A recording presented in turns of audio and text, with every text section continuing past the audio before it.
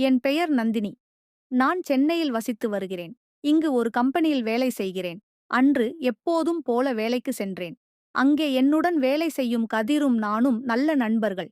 எனக்கு கஷ்டம் வரும்போது எல்லாம் பலமுறை பண உதவிகள் செய்து இருக்கிறார்.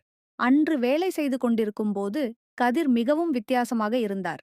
என்னால் புரிந்து கொள்ளவே முடியவில்லை. அன்று வேலை முடிந்து இருவரும் பஸ்ஸில் வந்து கொண்டிருந்தோம்.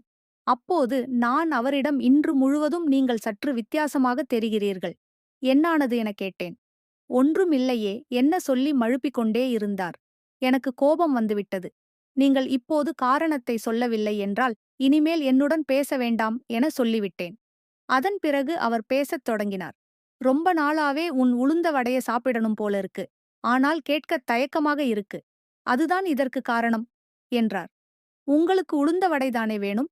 அதற்கு ஏன் தயங்குகிறீர்கள்? எனக்காக எவ்வளவோ உதவிகள் செய்திருக்கிறீர்கள். ஞாயிற்றுக்கிழமை இருவருக்கும் வேலை லீவு. நீங்கள் ஞாயிற்றுக்கிழமை என் வீட்டிற்கு வந்துவிடுங்கள். உங்களுக்கு உளுந்த வடை சாப்பிடத் தருகிறேன் என சொல்லிட்டு வீட்டுக்கு சென்று விட்டேன். ஞாயிற்றுக்கிழமை வந்தது கதிருக்காக காத்திருந்தேன். காலை 9 மணிக்கே வந்துவிட்டார். அன்று அவர் மிகவும் உற்சாகமாக இருந்தார். டீ கொண்டு வந்து கொடுத்தேன்.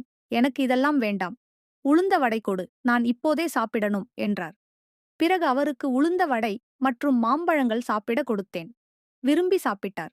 அதன் பிறகு நான் அவரை இன்று முழுவதும் இங்கேயே இருங்கள் என சொன்னேன். அன்று மட்டுமே அவருக்கு 5 முறை உளுந்த வடை மாம்பழங்கள் சாப்பிட கொடுத்தேன். ஞாயிற்றுக்கிழமை வந்தாலே இங்கு வந்து விடுவார். இருவரின் நட்பு இன்னும் வலுப்பெற்றது. பிடித்திருந்தால் லைக் மற்றும் சப்ஸ்கிரைப் செய்யுங்கள்.